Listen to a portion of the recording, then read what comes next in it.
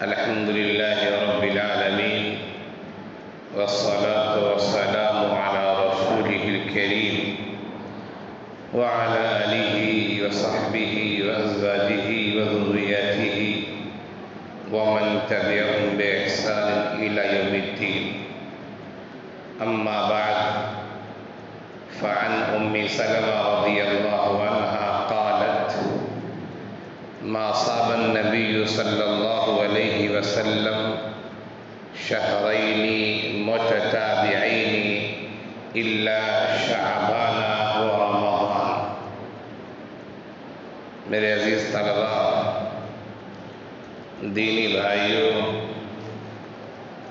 ہمارا ماہ شعبان میں داخل ہو چکے ہیں. آج یکم شعبان ہے، یعنی ماہ شعبان کی پہلی تاریخ ہے. شعبان کے بعد رمضان کا مہینہ آئے گا. رمضان کا مہینہ ہر مسلمان کو یاد رہتا ہے. شعبان کا مہینہ بھی مسلمانوں کو یاد رہتا ہے، لیکن شعبان کے مہینے میں عموماً بس ایک تاریخ یاد رہتی ہے اور کہتے ہیں کہ شب برات، یعنی شعبان کی 15ویں رات جو ہوتی ہے اسے عموماً لوگ یاد رکھتے ہیں. اس کے علاوہ ماہ شعبان کے بارے میں اللہ کے رسول صلی اللہ علیہ وسلم کے کیا جذبات تھے، کیا عمل تھا، کیا طریقہ تھا، اس سلسلے میں عموماً لوگوں کو واقفیت نہیں ہے. میں نے آپ کے سامنے ایک حدیث پڑھی ہے، حضرت ام سلمہ رضی اللہ عنہ سے روایت. وہ کہتی ہیں: ما صام النبی صلی اللہ علیہ وسلم شہرین متتابعین. اللہ کے رسول صلی اللہ علیہ وسلم نے لگاتار 2 مہینے کے روزے نہیں رکھے، یعنی ایک دن بھی نہ چھوڑا، لگاتار 2 مہینے کے روزے نہیں رکھے ہیں.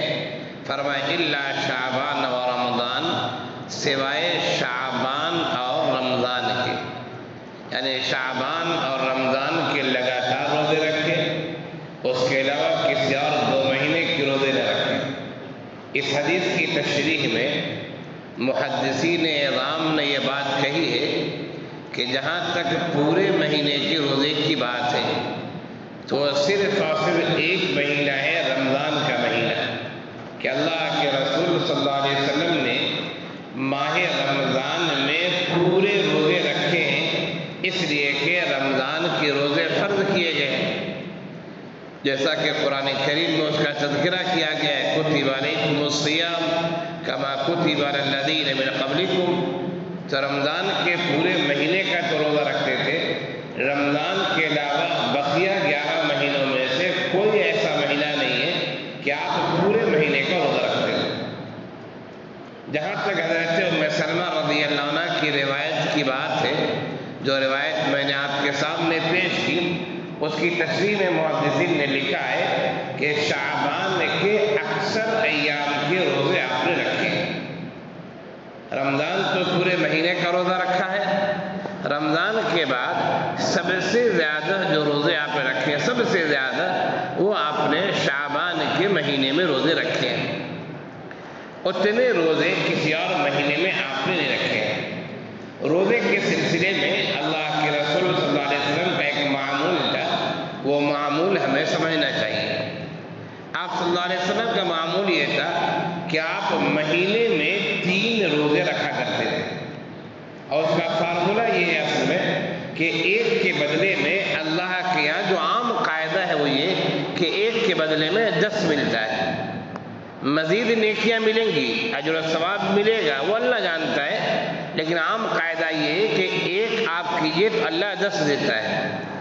جب آپ نے مہینے میں 3 روزے رکھے تو گویا کہ 30 روزے کا ثواب آپ کو مل گیا ہے. تو روزے 3 رکھے آپ نے، لیکن ثواب پورے مہینے کے روزے رکھنے کا مل گیا. تو اللہ کے رسول صلی اللہ علیہ وسلم کا معمول تھا کہ آپ ہر مہینے 3 روزے رکھا کرتے تھے. ہر مہینے کس دن رکھا کرتے تھے؟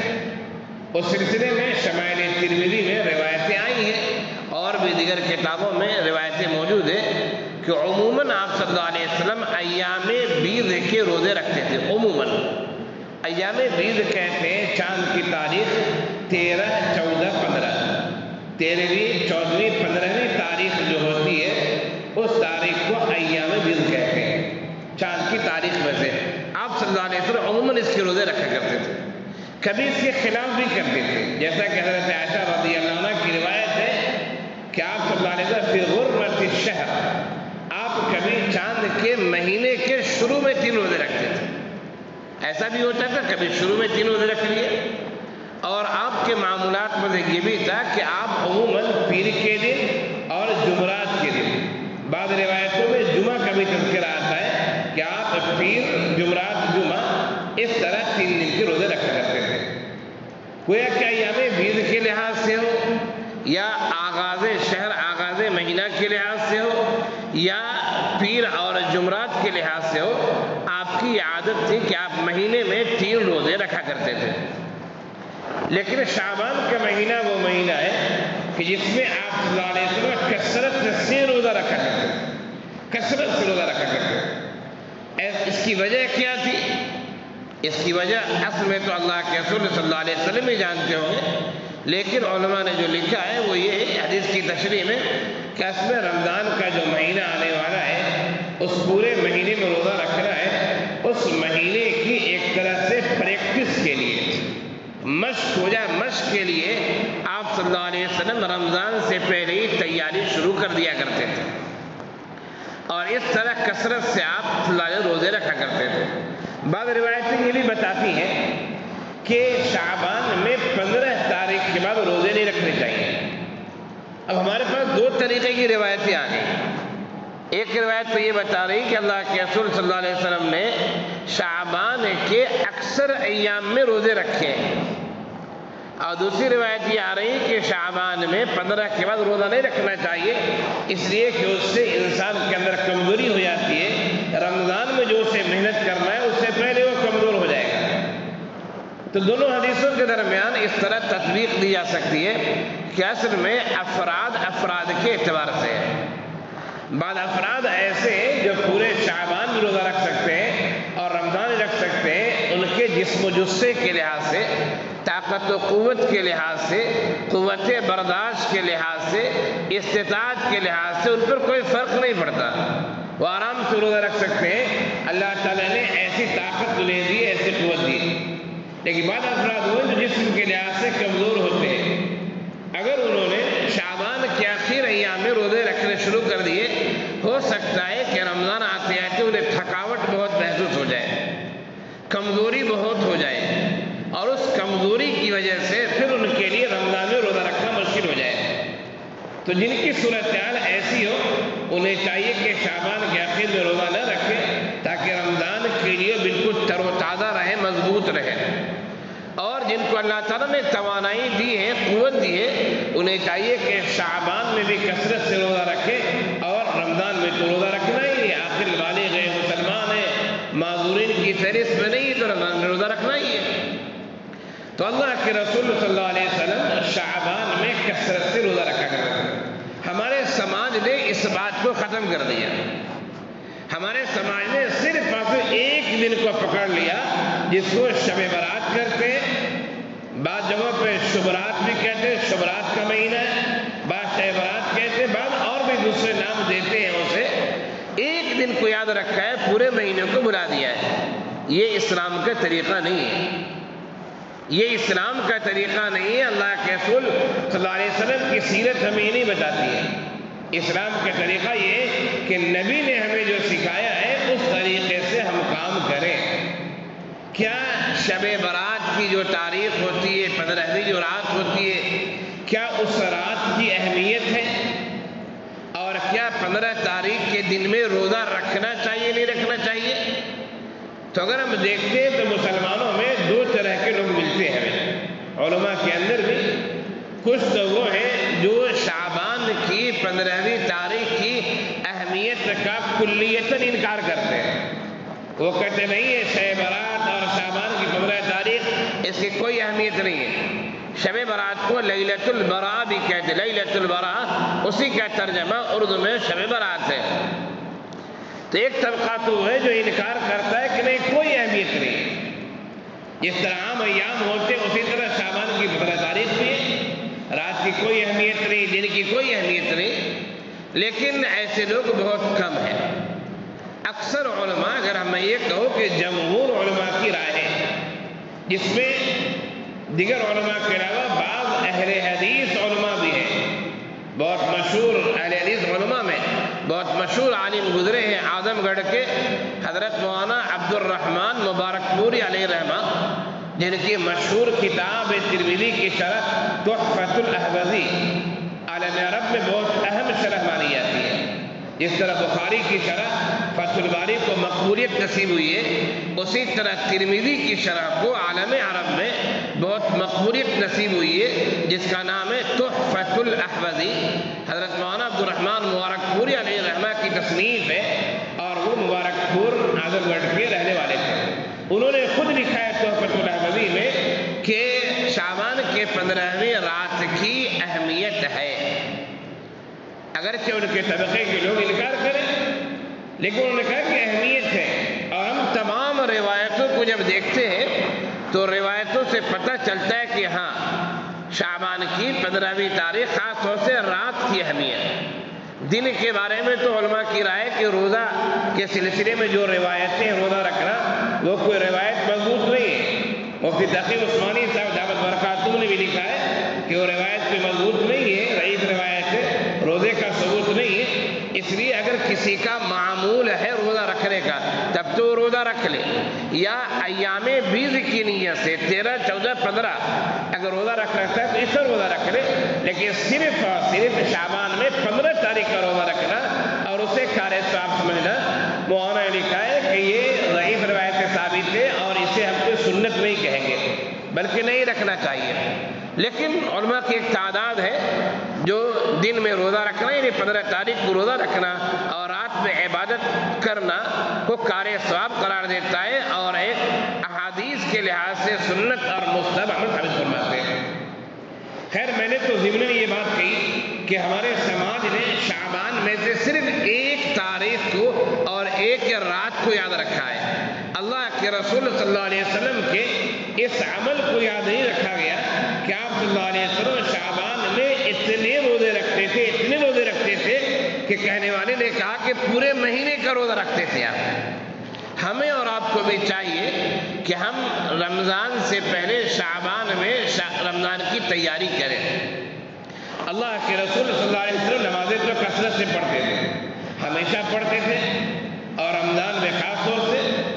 اس لیے شعبان کے لحاظ سے نمازوں کا تذکرہ نہیں ہے، چونکہ نمازیں کثرت سے پڑھنا یہ آپ کا معمول تھا، اسی طرح صدقہ و خیرات کرنا یہ آپ کا معمول تھا۔ ہمیں اور آپ کو جو چاہیے وہ یہ کہ رمضان کی آمد سے پہلے ہم شعبان میں رمضان کی پریکٹس کے لیے، مشق کے لیے، تدریب کے لیے، تربیت کے لیے کمر بستہ ہو جانا چاہیے۔ ہمیں ابھی سے اپنا معمول بنانا چاہیے۔ آج شعبان کی پہلی تاریخ ہے کہ ہمیں عام دنوں کے مقابلے میں قرآن کریم کی تلاوت میں اضافہ کر دینا ہے۔ ابھی جب اضافہ کریں گے تو انشاءاللہ رمضان میں اور اضافے کی توفیق ملے گی۔ آپ میں سے بہت سارے لوگ گاڑی چلاتے ہیں، یا گاڑی جب آدمی چلانا شروع کرتا ہے تو گیئر دھیرے دھیرے بدلا جاتا ہے، فرسٹ گیئر سیکنڈ دھیرے دھیرے بدلتے، یکایک جو ہے فورتھ گیئر میں نہیں چلا جاتا ہے۔ ابھی سے اگر آپ دھیرے دھیرے کرنا شروع کریں تو انشاءاللہ رمضان آتے آتے آپ کی گاڑی، یعنی جو عبادت کی گاڑی ہوگی وہ پورے پک اپ میں گاڑی ہوگی اور اچھی عبادت آپ کر سکیں گے۔ لیکن اگر آپ نے ابھی اپنی گاڑی اسٹارٹ ہی نہیں کی ہے، گاڑی اسٹارٹ ہی نہیں کی، یعنی عبادت کی شروعات ہی نہیں کی ہے، ہو سکتا ہے کہ رمضان میں آپ کو عبادت کی اتنی توفیق ملے جتنی عام لوگوں کو توفیق ملتی ہے۔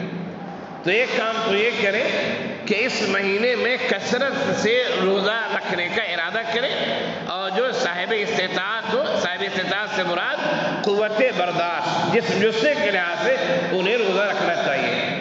آپ تمام طالب علم کو نہیں کہتا ہوں میں، اس لیے کہ آپ کے امتحانات قریب ہیں، آپ آپ کو محنت کرنی ہے، لیکن امتحان کے بعد بھی آپ کو 15 دن کا موقع ملے گا، اور امتحان سے پہلے بھی ادھر کچھ ایام باقی ہے۔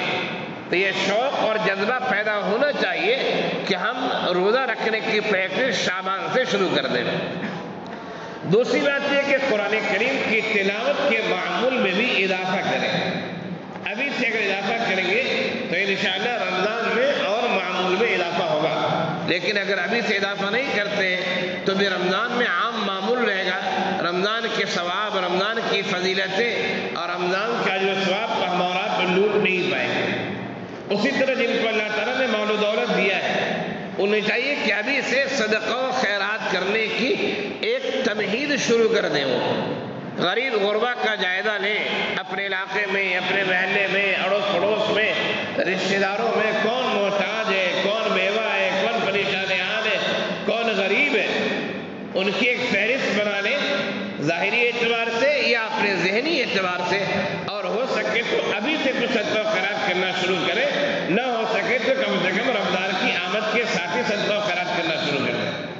جب ایسا کریں گے تو انشاءاللہ رمضان میں کار خیر کا موقع زیادہ ملے گا، اور جب کار خیر کا زیادہ موقع ملے گا تو یقیناً اللہ تعالیٰ ہمیں اجر و ثواب بھی زیادہ دیں گے۔ جب اجر و ثواب زیادہ ملے گا تو ہمارے گناہ بھی زیادہ ہوں گے، اور پھر رفع درجات کا باعث بھی ہوگا۔ تو اس بات کو یاد رکھیے کہ ہمارے سماج نے ماہ شعبان میں سے صرف ایک دن کو یاد رکھا ہے، جسے شب برات کہتے ہیں، لیلۃ البراء کہتے ہیں، لیلۃ الصق بھی بولتے ہیں، اور بھی اس کے مختلف نام ہیں، لیکن ایسی بات نہیں۔ ہمارے نبی کا معمول صرف ایک دن کی عبادت کا نہیں تھا، ہمارے نبی کا معمول پورے مہینے عبادت کا تھا، کہ پورے مہینے کثرت سے، یعنی اکثر ایام مہینے کے روزے کا اہتمام کرتے تھے۔ نمازوں کا معمول آپ کا پہلے سے تھا، کثرت سے قرآن کی تلاوت بھی کیا کرتے تھے، اور صدقہ و خیرات بھی رمضان میں تو بہت کرتے تھے، اور عام دنوں میں بھی آپ کا معمول تھا۔ یہ نبی کا طریقہ تھا۔ ہمیں چاہیے کہ ہم نبی کے طریقے پر چلیں۔ ہم نے اپنے سماج کے طریقے کو اختیار کر لیا ہے۔ سماج کے طریقے کو جو اختیار کریں گے تو اسلام کی صحیح تصویر ہمارے سامنے نہیں آ پائے گی۔ آج بہت سارے لوگ مسلمان اس وجہ سے نہیں ہوتے کہ مسلمان تو ایسے ہوتے ہیں، اس سے اچھے تو ہم ہی لوگ ہیں، بہت سارے لوگ ایسے ہوتے ہیں۔ حالانکہ لوگوں کو یہ چاہیے کہ وہ اسلام کو مسلمان سے نہ سمجھیں، اسلام کو وہ اسلام کی کتابوں سے سمجھیں، اور مسلمانوں کو بھی یہ چاہیے کہ وہ اپنے سماج اور رسوم و رواج کو نہ دیکھیں، بلکہ وہ اس اسلام پر عمل کرے جس اسلام کی تعلیم اللہ کے رسول صلی اللہ علیہ وسلم ہمیں دی ہے، جس اسلام کو قرآن و سنت نے ہمیں سمجھایا ہے۔ جب اس تعلیم کو اختیار کریں گے ہمارے اندر بھی اچھائی آئے گی، ہمارا سماج بھی بہتر بنے گا، اور پھر انشاءاللہ ہم دوسروں کے لیے بھی خیر کا باعث اور خیر کا ذریعہ بنیں گے۔